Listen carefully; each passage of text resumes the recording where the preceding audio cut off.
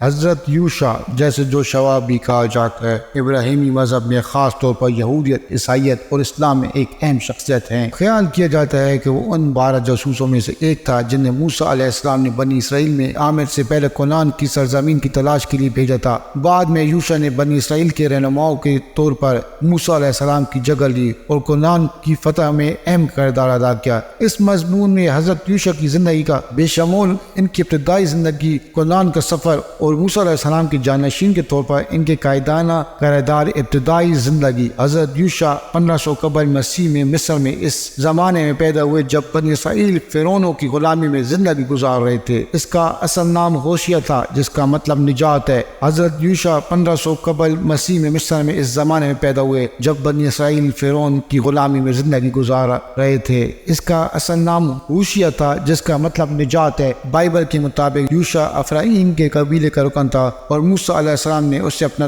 معاون منتخب کیا۔ وہ ان چند قابل بھروسہ افراد میں سے تھا جو خدا کی طرف سے 10 احکام حاصل کرنے کے لیے کوہ سینا کے سفر پر موسیٰ علیہ السلام کے ساتھ تھے۔ بنی اسرائیل کے مصر سے نکلنے کے بعد انہوں نے بیابان میں 40 سال گزارے۔ اس دوران انہیں موسیٰ علیہ السلام کی رہنمائی ملی۔ جب موسیٰ علیہ السلام اپنی زندگی خاتمے کے قریب تھے تو اس نے یوشع سمیت 12 جاسوسوں کو کنعان کی سرزمین کی تلاشی کے لیے بھیجا۔ 40 دنوں کے بعد جاسوس ایک رپورٹ کے ساتھ واپس آئے جس سے ظاہر ہوتا ہے کہ یہ سرزمین زرخیز تھی، لیکن اس کے باشندوں کنعانیوں نے اس سے بہت مضبوط بنایا تھا۔ 12 جاسوسوں میں سے 10 نے منفی رپورٹ دی جس کے نتیجے میں بنی اسرائیل کا خدا پر ایمان ختم ہو گیا اور موسیٰ کے خلاف باغی ہو گئے۔ یوشع تام ان 2 جاسوسوں میں سے ایک ہے جنہوں نے کنعان کی سرزمین بنی اسرائیل کو دینے کی خدا کی صلاحیت پر یقین ظاہر کرتے ہوئے مثبت رپورٹ دی۔ ان کی نافرمانی کی وجہ سے خدا نے بنی اسرائیل کو یہ حکم دے کر سزا دی کہ وہ کنعان میں داخل ہونے سے پہلے 40 سال